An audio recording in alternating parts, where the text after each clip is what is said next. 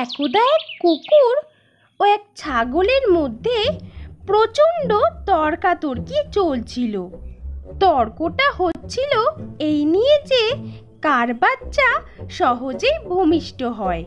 কুকুরটি বলল, ঘৌ ঘৌ, শুনে রাখো, যত চারপে জন্তু আছে তাদের মধ্যে সবার চেয়ে বেশি সহজে এবং জলদি আমার পেট থেকেই বাচ্চা বেরোয়। ছাগলটিও সহজে ছাড়বার পাত্রী নয়। সেও চুপ করে থাকতে পারল না। সেও আরো এক ধাপ গলা চড়িয়ে বলল, তা বেশ তো, ভালো কথা, কিন্তু এ কথা তুমি অস্বীকার করতে পারো না। তোমাদের বাচ্চাদের তখন চোখ ফোটে না, কিছুই দেখতে পায় না তারা। ওই বাচ্চাদের বড়ই কষ্ট হয়, আর তোমার সব বাচ্চাগুলো বাঁচেও না। তাই তাড়াতাড়ি এরকম বাচ্চার জন্ম দিয়ে কি লাভ হয় তোমার? এরপর কুকুর ছাগলের কথার উত্তর দিতে পারল না। তাই সে ভয়ে ভয়ে সেখান থেকে চলে গেল। এই জন্যই বলে, হেলা ফেলার কাজ নিখুঁত হয় না। হ্যাঁ, জায়গাটার নাম গাড়ল মুড়ির চর। গাড়ল শব্দটা যদিও মার্জিত নয়, তবু জায়গাটার নাম ওই। হুগলি জেলার একান্তে এই স্থানে একসময় নাকি গালব মুনির আশ্রম ছিল। সেই গালব মুনির নাম থেকেই গালব মুড়ি এবং তারই অপভ্রংশ গাড়ল মুড়ি। তাই গাড়ল মুড়ির চর বা শ্মশানের কুখ্যাতি নতুন নয়। রাত্রিতে কেউ ভুলেও যায় না ও পথে। তবু একবার কি একটা কাজে, বোধহয় কিছু সওদা করতেই, চোপার আব্দুল হামিদকে যোগগ্রামে যেতে হয়েছিল। কাজ ছেড়ে ফিরতে রাত হয়ে গেল অনেক। সবাই বারণ করেছিল আব্দুলকে, এত রাতে গাড়ল মুড়ির চর দিয়ে যেও না গো আব্দুল মিয়া, তার চেয়ে রাতটা এখানে কাটিয়ে দাও। কাল বরং ভোর ভোর রওনা হবে, পথে লোকও পাবে অনেক। তা আব্দুলের ছিল কাজের তাড়া। বলল, সে হয় নে গো, যা আছে কপালে, এ রাতেই আমাকে যেতে হবে। এই বলে আল্লাহর নাম স্মরণ করে রওনা হলো আব্দুল। সওদার মাল গরুর গাড়িতে বোঝাই করে ধীর গতিতে গাড়ি নিয়ে মেঠো পথে চোপার দিকে চলল আব্দুল। বিশ্বস্ত গরু, এ পথে অনেকবার গেছে এসেছে, আর পথও একটাই, কাজেই ভুল হওয়ার কিছু নেই। আসমানের চাঁদ পূর্ণিমা পক্ষে জ্যোৎস্নায় হাসছে। চারিদিকে স্নিগ্ধ জ্যোৎস্না ফিনফিন করছে যেন। মৃদুমন্দ বাতাস বইছে। হঠাৎ এক জায়গায় এসে গাড়ি আর নড়ে না। আব্দুল ওই অবস্থাতেই মুখে বিচিত্র শব্দ করল, কিন্তু কিছুতেই কিছু হলো না। আব্দুল এবার সজাগ হয়ে উঠে বসলো। তারপর যা দেখলো তাতেই তো চক্ষু স্থির। দেখলো কখন যেন গাড়িটা গড়িয়ে গড়িয়ে গাড়ল মুড়ির চরে এসে পৌঁছে গেছে। ডান দিকে শ্মশান, শ্মশানের বিশাল বটগাছের একটা ডাল রাস্তার উপর ঝুঁকে পড়েছে, আর সেই ডাল ধরে কলরব করে দোল খাচ্ছে অসংখ্য শিশুর মেলা। তারা কেউ আব্দুলের দিকে তাকিয়েও দেখছে না। হুটোপাটি ছুটোছুটি করে এমন ভাবে জড়িয়ে রয়েছে সেখানে যে কোনো মতেই তাদের অতিক্রম করে গরুর গাড়িকে চালিয়ে নিয়ে যাওয়া যায় না। শ্মশানের যে প্রান্তে মৃত শিশুদের মাটি চাপা দেওয়া হয়, সেখান থেকে পিঁপড়ের শাড়ির মতো শিশুর দল পিলপিল করে বেরিয়ে আসছে। কেউ বা খেলাধুলা করছে, আবার কেউ ছুটে গিয়ে আবার সেই মাটির বুকে মিলিয়ে যাচ্ছে। এই দৃশ্য দেখে তো ভয়ে বুক শুকিয়ে গেল আব্দুলের। সে তখন গাড়িতে বসেই করজোড়ে আল্লাহর কাছে প্রার্থনা জানিয়ে সেখানকার শ্মশান কালীকে ডাকতে লাগলো।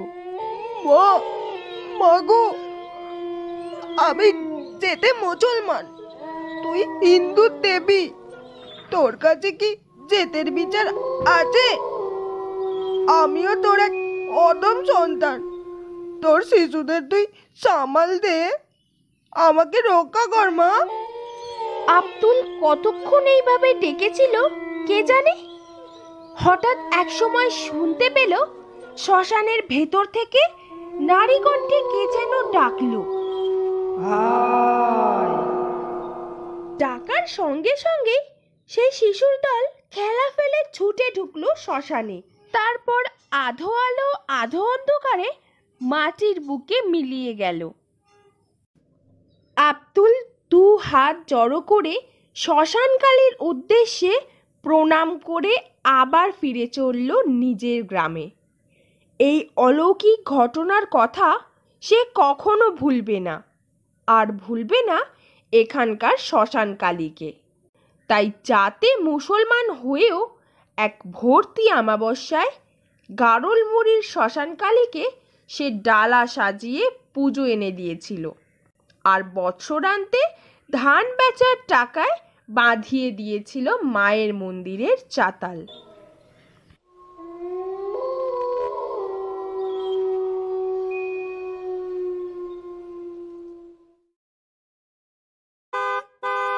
এক যে ছিল বুড়ি, সে বেশ কিছুদিন ধরে চোখে দেখতে পাচ্ছিল না।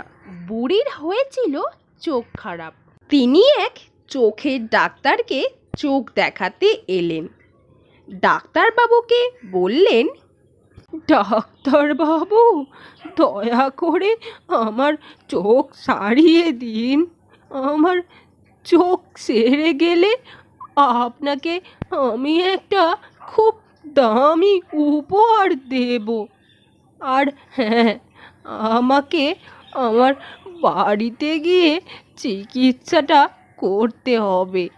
ডাক্তারটি বললেন, ঠিক আছে, আপনি আজ বাড়ি চলে যান, তবে কাল থেকে আমি আপনার বাড়িতে গিয়ে আপনার চোখের অসুখের চিকিৎসা করব। অতএব পরদিন ডাক্তারবাবু যথা সময়ে বুড়ির বাড়িতে এলেন।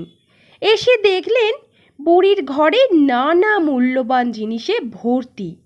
ঘরে আর কেউ থাকে না, বুড়ি একা। এইসব ভেবে ডাক্তারের মনে এক দুষ্ট বুদ্ধি গজিয়ে উঠল। ডাক্তারের বেশ লোভ হলো। এরপর থেকে ওই ডাক্তার প্রায় রোজই ওই বুড়ির বাড়িতে আসতে লাগলেন। এসে বৃদ্ধার চোখে একটা মলম লাগিয়ে বলতে লাগলেন, এবার আপনাকে কিছুক্ষণ চোখ বন্ধ করে থাকতে হবে মাসিমা। এবং সেই ফাঁকে ডাক্তার একে একে প্রতিদিনই বুড়ির মূল্যবান জিনিসগুলো সব সরাতে লাগলেন।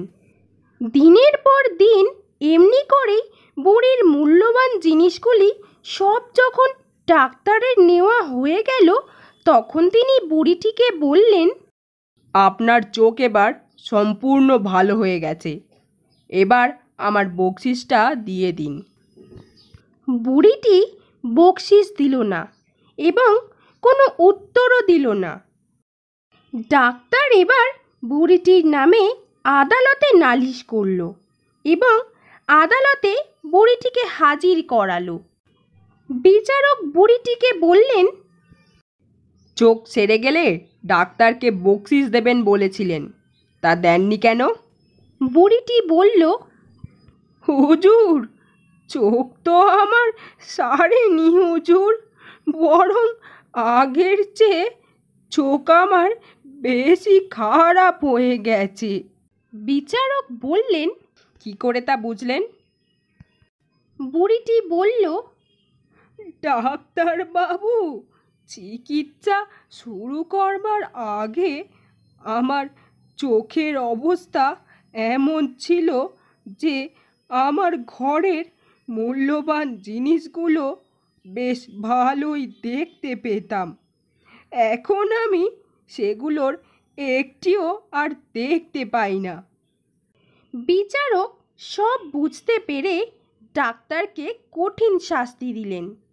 এই জন্যই বলে, অপরাধী সবসময় তার অপরাধের প্রমাণ রেখে যায়। একদা এক পাখি ছিল। সে একটি বাড়ির বারান্দায় খাঁচায় বন্দি ছিল। পাখিটি রোজ রাতে সুন্দর সুন্দর গান গাইতো তার মিষ্টি গলায়। এক পেঁচা প্রায় সেই গান শুনতে পেত। তার সেই গান খুবই ভালো লাগতো।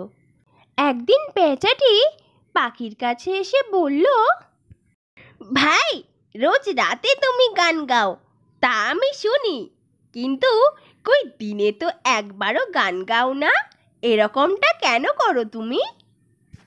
খাঁচার পাখি তখন বলল, এর অবশ্যই কারণ আছে। একবার দিনে গান গাওয়ার সময়ই তো আমি ধরা পড়েছিলাম, এবং তার জন্যই তো এমন করে খাঁচায় আটকা পড়ে গেছি। সেই থেকে আমার খুব শিক্ষা হয়ে গেছে, সাবধান হয়ে গেছি। উত্তরে পেঁচা তখন বলল, ভাই, এখন আর সাবধান হয়ে লাভ কি? এই সাবধানটা যদি তুমি ধরা পড়বার আগে হতে তাহলে ভালো হতো। এই জন্যই বলে, অঘটন ঘটবার আগে সাবধান হতে হয়।